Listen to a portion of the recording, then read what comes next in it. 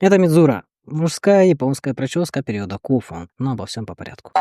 Япония по праву считается одной из модных столиц мира. Японцы привыкли ухаживать за своим внешним видом, и именно эта страна является родиной уникальных причесок и стрижек на сегодняшний день. Удивительно, но модой японцы увлекались даже в древности. Более того, в эпоху Дзёмон и Кофу древние японцы были очень модны. Итак, рассмотрим, какие же прически были у японцев с эпохи Дзёмон до наших дней, и каким образом они менялись и почему.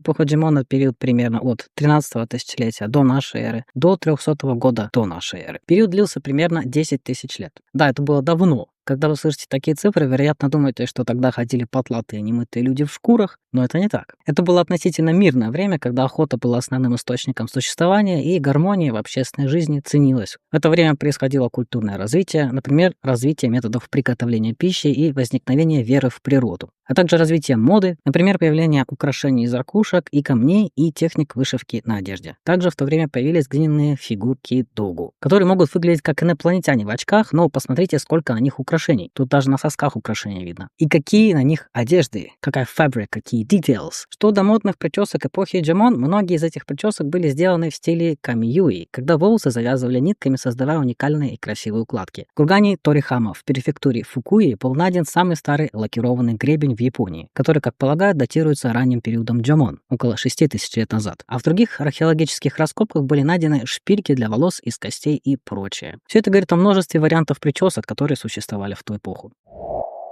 Итак, жизнь в эпоху Дзёмон была мирной и стабильной, а уровень жизни очень высокий.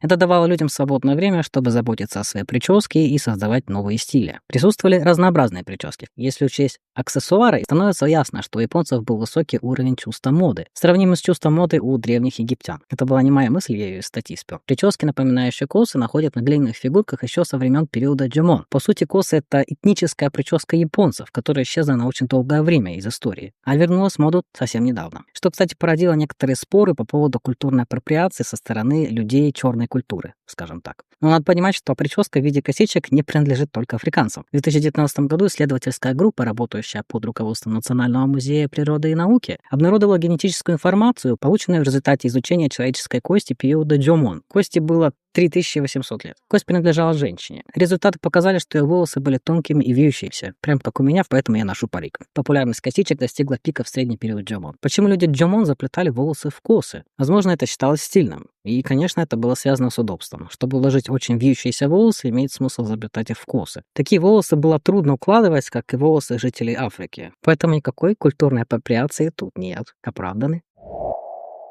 Прически в период Яйой. Период Яйой длился с 300 года до нашей эры до 300 года нашей эры. Если кто не в курсе, кстати, я тоже был не в курсе очень долгое время, до нашей эры — это значит до Рождества Христова. Поскольку образ жизни людей изменился с охоты на выращивание риса, период Дзёмон сменился периодом Яйой, не путать с Яой. По мере того, как люди переходили от кочевого охотничьего образа жизни к оседлому сельскохозяйственному образу жизни, их жилища также перемещались с холмов на равнины. Образовалось много поселений, появились лидеры, начались конфликты с соседними поселениями. Как всегда, появление каких-то лидеров приводит к проблемам. Между тем, мода была намного проще, чем в период Дзёмон. Возникли классовые системы, основанные на лидерах и религиях, а также появились различия в одежде между людьми высокого и низкого ранга. В китайской книге Гишива Джинден говорится, что мужчины не носили камури, что буквально означает корона, а обматывали головы тканью. Кроме того, в Нихонсёки описывается, как люди использовали похожие на повязку приспособления, чтобы подбирать свисающие волосы. А в китайской истории поздней Хань, где рассказывается о восточных варварах, восточные варвары — это японцы, если что, описывается, как люди оставляли передние волосы свисать, а сзади завивали или завязывали. Несмотря на то, что это был один и тот же период Яйой, похоже, что в зависимости от эпохи, региона, социального статуса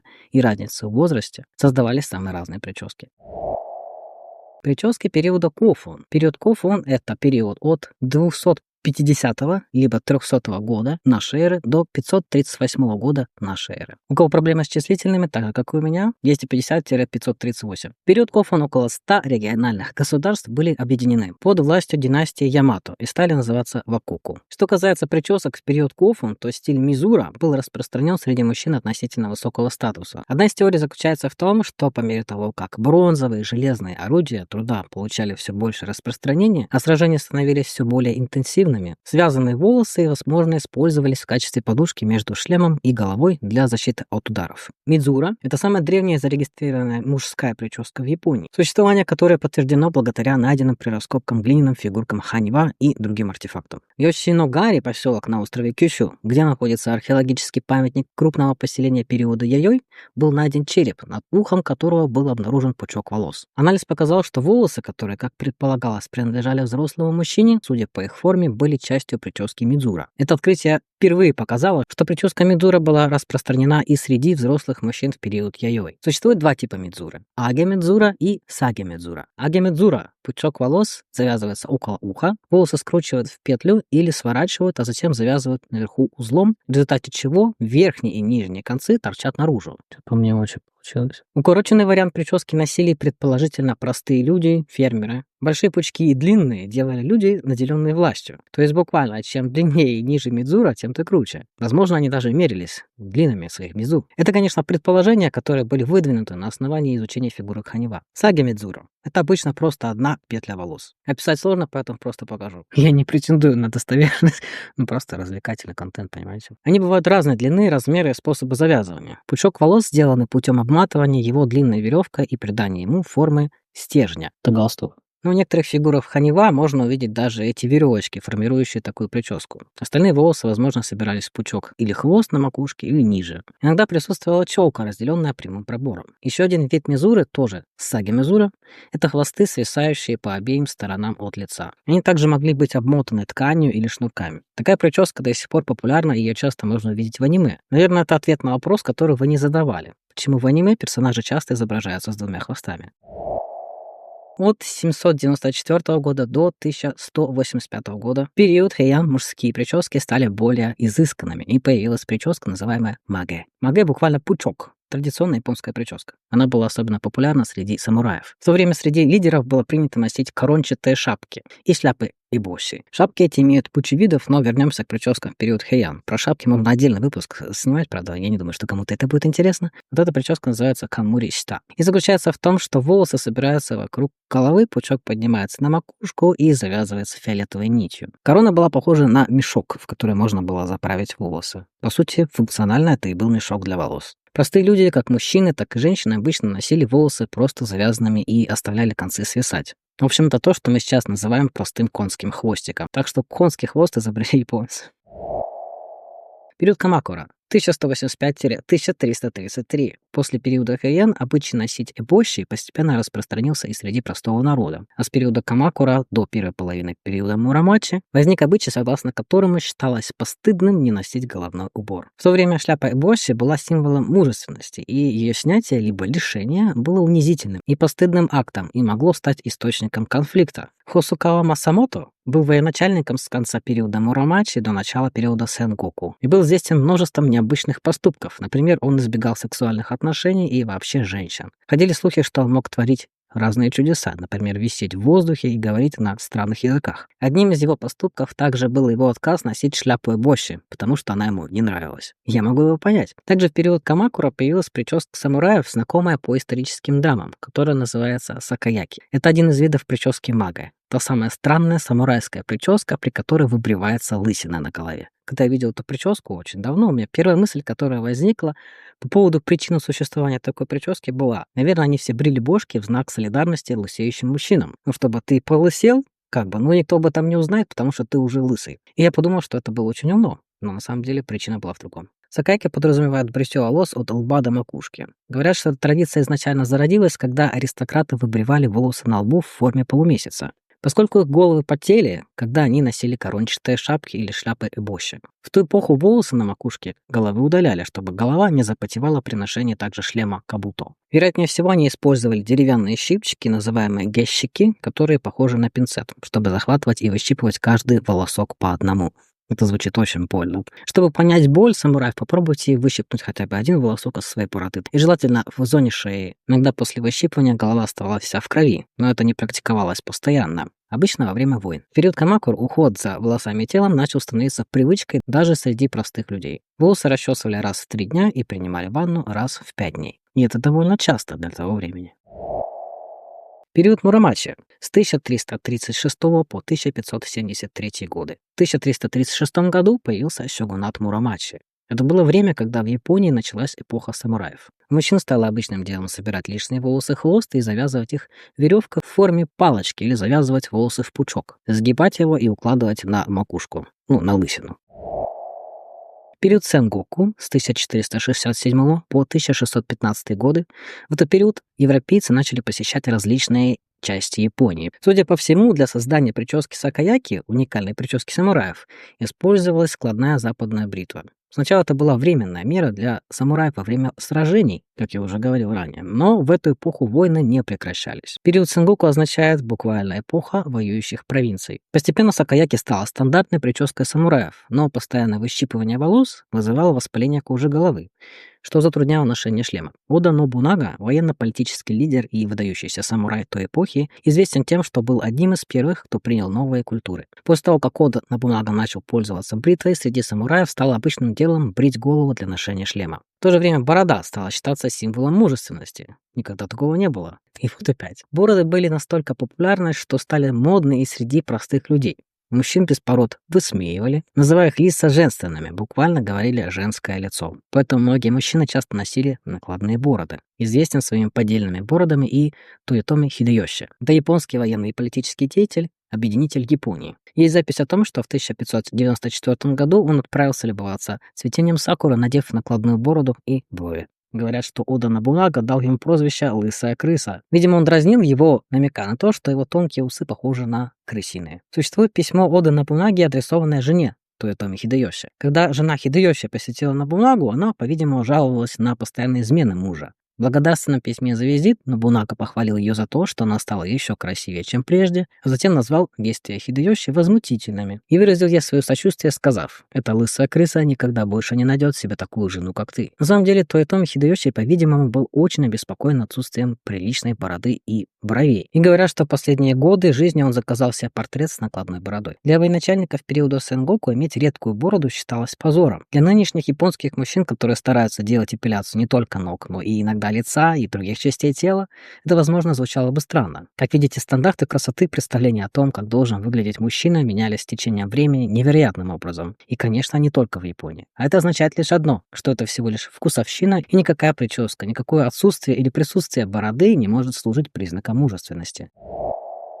Период Адзучи Момояма с 1568 по 1603. Уже в Киото в середине периода Муромачи существовала профессия, представители которой использовали расчески, ножницы и пинцеты, чтобы завязывать волосы мужчинам, брить бороды и макушки головы. Парикмахерские, которые назывались камию и доко, присутствовали по всему городу. Парикмахеры работали в городах и деревнях, а также работали во временных мастерских, называемых току. Парикмахерские не просто были местами для стрижки волос, но и важными общественными пространствами для клиентов. Это считается началом парикмахерского бизнеса в Японии. Таким образом, бритвы и ножницы стали незаменимыми инструментами для мужчин, предназначенными для удаления волос. Период Эдо с 1603 по 1868 годы. В период Эдо прически с пучками на макушке стали более сложными и имели множество вариаций. Мужчины из разных социальных слоев, включая самураев, горожан и театральных актеров, отдавали предпочтение определенным пучкам волос. Кроме того, в период Эдо высота и стиль пучка волос стали важными показателями статуса и ранга человека. В Японии со времен Нара высший класс, такие как дворяне и самураи, проходили церемонию совершеннолетия гэнпуку. Когда мальчики достигали определенного возраста, они чернили зубы, брили головы, завязывали волосы и надевали короны и шляпы эбоши. В период Эдо у мужчин вошло в привычку бриться каждое утро. Высокопоставленные самураи заставляли своих слуг брить им лбы и бороды, а также укладывать волосы каждое утро. Но у простых людей, конечно же, не было такой возможности. Поэтому они ходили к парикмахерам. В бедных семьях стрижкой занимали жены. В это время парикмахер становится привычной профессией, и в связи с этим мужские прически также становились более разнообразными. На этой картине изображена парикмахерская периода Эдо. Квадратный деревянный ящик в середине — это раковина для мытья бакенбард. Ученик парикмахера слева, вот здесь, бреет бороду клиенту. Работа ученика заключалась в сбривании волос с головы и из бороды. Парикмахер, вот здесь справа, мастер завязывает волосы в пучок и тянется к лентам, которые висят чуть выше, чтобы завязать этот пучок. Ожидающие клиенты разговаривают между собой, и один из них даже выщипывает себе бороду с помощью пинцета. В ранний период, когда атмосфера воюющих провинций периода Сэнгоку еще не полностью исчезла, были популярны мужские прически с тонкими бакенбардами. В то время как среди молодежи была популярна женственная прическа вакашу маге с непостриженной челкой, при которой, в принципе, башка сбривалась, но вот челочка оставлялась буквально примерно вот так вот. В середине периода Эдо пучок волос становится все более узким, а бакенбарды укладываются маслом. Это был стиль, известный как экибё хонда. В более поздние периоды пучок волос стал уже, и появился наиболее известный итёмаги, который можно увидеть в исторических драмах. Он стал популярен среди самураев и горожан. К середине периода Эдо культура удаления волос на теле мужчин растет. Мужчины начали испытывать неприязнь ко всем волосам на теле, включая волосы на лице, и часто ходили в общественные бани, чтобы удалить их. В банях был камень для удаления волос, который назывался кекири-иси. Они удаляли волосы с ног, подмышек, лобка, ягодицы вокруг ануса, перетирая волосы между двух камней пемзы размером с кулак и соскребая их таким образом. Это связано с тем, что мужчины, которые часто носили набедренные повязки, считали, что иметь видимый волос на теле в повседневной жизни это не круто и стыдно. Когда камни терлись друг от друга, они издавали звук, похожий на кваканье лягушки. И даже есть японское стихотворение хайку, которое примерно переводится как «из бани доносится звук камней, словно кваканье лягушек». Бровям также придавали тонкую форму с помощью бритв и пинцета. В эпоху Эдо для стильного мужчины было важно быть лысым с ног до головы.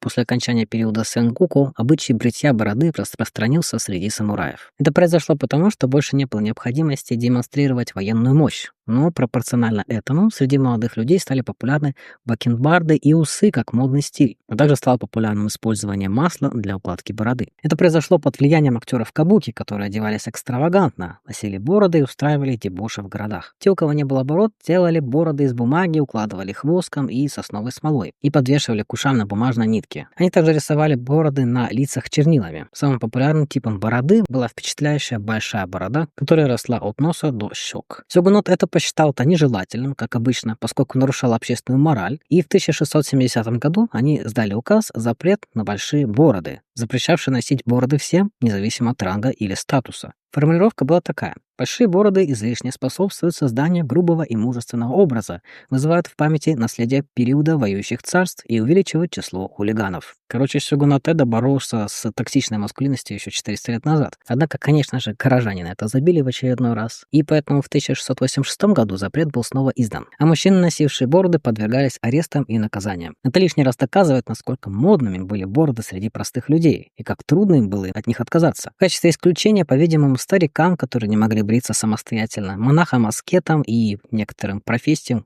типа врачей, разрешалось носить бороды. Однако сами бороды в обществе высмеивались как символ вульгарности, поскольку этнические группы, проживавшие на Хоккайдо и близлежащих островах, которые в то время считались неблагородными, носили бороды. С введением запрета на большие бороды борода перестала считаться признаком мужественности, и распространенная традиция носить бороду на какое-то время исчезла из японской истории. Западных людей, приезжавших в Японию в конце периода Эдо, называли уничижительными терминами, например, кетоуджин, что означает волосатик. Но волосатик это слишком мягко. Они считали жители Запада, у которых была традиция отращивать бороды, варварами. На картинах того времени вы не найдете ни одного бородатого мужчины. Это картина периода раннего Эдо, и буквально каждый мужчина на этой картине носит бороду. И вот эта картина уже более позднего периода Эдо, после того, как ввелся запрет на бороды, здесь нет ни одного мужчины с бородой или усами.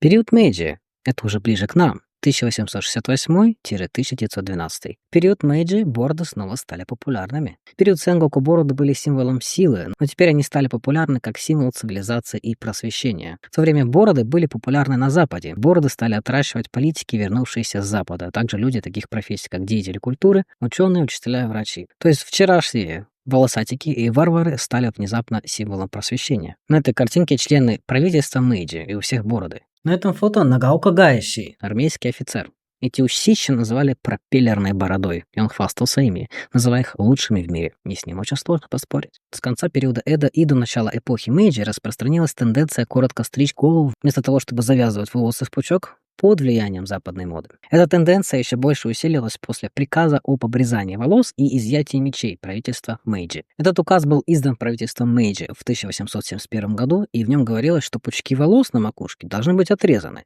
а самураи больше не должны носить мечи. Причиной приказа состричь волосы и убрать мечи было то, что на Западе пучок волос считался варварским обычаем. Таким образом, отмена сакаяки была необходима Японии для расширения взаимодействия с другими странами и в связи со стремлением стать современной страной. Однако говорят, что было немало людей, которые не хотели отказываться от своих традиций. Строчка самого известного стиха эпохи Мэйджи звучала так: «Если ударить по коротко остриженной голове, можно услышать звук цивилизации и просвещения». Это произведение было опубликовано во втором выпуске Шинбунзаши в мае 1871 года и стало хитом среди читателей. Значение стиха примерно такое: люди с пучками волос на макушке придерживаются старых привычек, люди с волосами зачесанными назад и завязанными в пучок на макушке по-прежнему старомодны. Хотя не настолько старомодны, как люди с сакаяки, а люди со стриженными головами следуют модным тенденциям. Правительственным чиновникам, побывавшим за границей, было неловко слышать, как западные люди насмехаются над пучком волос, торчащим из бритой головы, называя его пичикиру, свиным хвостом. Когда в 1873 году император Мэйджи постригся, это побудило простых людей также начать стричь волосы. До того времени популярная прическа с выбритыми волосами имела различные стили, включая прическу, прямой пробор и современную прическу. Некоторые самураи того времени со стриженными волосами выглядели очень современно даже в нынешних реалиях. Стрижка волос поощрялась не только центральным правительством, но и каждой префектурой, и, вероятнее всего, имели место случаи принуждения к стрижке, такие как введение налога на людей с сакаяки и отрезание пучков волос полицейскими, без перегибов на местах никуда. Эпоха Шоуа с 1926 по 1989 годы. Начиная с 50-х годов эпохи Шоуа, разнообразие мужских причесок начало увеличиваться в геометрической прогрессии. Однако в каждый временной период были свои фавориты и среди стрижек. В 50-е была популярна стрижка GI. Короткая стрижка, распространенная среди американских солдат, похожа на стрижку ежика. Он стал популярен среди молодежи Японии после Корейской войны, которая проходила с 1950 по 1953 годы. GI — это аббревиатура от Government Issue, правительственный выпуск, который буквально означало «товары, выдаваемые правительством», и вскоре это слово стало жаргонным обозначением американских солдат. Стрижка Шинтаро. Прическа японского писателя и политика Шинтаро Исихара, когда он получил литературную премию Акутагавы, была представлена в СМИ и быстро распространилась по всей Японии. Наряду с образом жизни и модой, описанной в его романах, это стала тенденцией среди молодежи. Прическа «Утиный хвост». Он стал популярен в 1950-е годы под американским влиянием в очередной раз, наряду с музыкальным стилем рокобили, который является разновидностью рок-н-ролла. В 60-е стрижка гриб получила всемирную известность благодаря группе The Beatles. Этот стиль получил такое название из-за того, что челка постригается чуть выше бровей, придавая всему образу выпуклый, напоминающий гриб вид. В то же время стала популярна стрижка айби-катто, прическа Лиги Плюща. Это прическа, которая была популярна среди студентов колледжей Лиги Плюща, своеобразной ассоциации 8 частных университетов в США. Короткие волосы разделены пробором сбоку. Короче говоря, это прическа ботана. Вольф-кат. Такая прическа была популярна среди рок-музыкантов конца 60-х, в основном на Западе. Например, Род Стюарт, Кит Ричардс. И в Японии эту прическу представлял музыкант Цуёши Нагабучи. В 70-х Вольф-кат стала еще более популярной прической. Эту прическу переняли такие знаменитости, как Савада Кенджи, Ишибаши Шоджи и Сигаки Таро. И она стала популярной как среди мужчин, так и среди женщин. В это время в моде также были перманентные завивки. Например, завивка японского актера Шимидзу Кентаро. В 80-е появилась техно-катто, то есть техно-прическа, прическа техно. Такую прическу носила токийская группа Yellow Magic Orchestra, YMO, являющаяся одним из пионеров японской электронной музыки, в частности техно-музыки. Чеказу-катто, очень странная прическа, если честно. Название произошло от названия группы Checkers, вокалист которой Фуджи Фумия носил эту стрижку. В этом стиле волосы спереди более длинные и неровные, чем при стрижке техно. Впоследствии на какое-то время это стало стандартным стилем для мужчин-айдолов. Стрижка регент. Эта прическа стала популярной, потому что ее носила группа Йокохама Гинбаэ, популярна среди молодежи. Регент был популярен среди правонарушителей американцев, и чем больше был объем прически, тем круче был ее носитель. Прическа два блока. Выбритая часть на затылке увеличилась в размерах по сравнению с техно-стрижкой. А сама стрижка и выбритая часть делится на два блока, поэтому такую стрижку называют двухблочной. Яркий представитель такой стрижки был японский актер Йошида Эйсаку. В 90-х годах длинные волосы стали частью молодежной моды среди мужчин. Молодежь подражала этому стилю под влиянием Йосуки Эгучи, японского актера и певца, а также певца Такуи Кимуры. Прическа Цуисто Пама. то есть завивка. Химическая завивка, при которой пряди волос скручиваются и таким образом выделяются. Процесс создания прически трудоемкий, но она очень нравилась женщинам. В 2000-е годы появилась завивка наружу. Такой стиль часто встречался среди айдолов и джаниз. Например, группа Cartoon, News и так далее. Заключалась стрижка в том, что просто кончики волос, они вот наружу были завиты, и все. В то же время стала популярна прическа мягкий ирокез. На чемпионате мира по футболу FIFA, который совместно принимали Япония и Южная Корея в 2002 году, у Дэвида Бекхэма из Англии была такая прическа. И в сочетании с футбольной лихорадкой и фанатизмом по Бекхэму в Японии в принципе, эта прическа стала невероятно популярной. Первоначально ее называли просто прическа Бекхэма. Прическа Бариато. Вот это я никогда не пойму, извините, это до сих пор осталось в нулевых. Под влиянием Ацуши из японской поп-группы Exile стала популярной прическа, которая подразумевает стрижку волос под ежик и добавление различных узоров с помощью выбривания. 2010 год. Следующая прическа Непуресу. Это прическа, при которой затылок коротко пострижен, чтобы шея выглядела аккуратно. В английском языке nape означает заднюю часть шеи, а less — немного.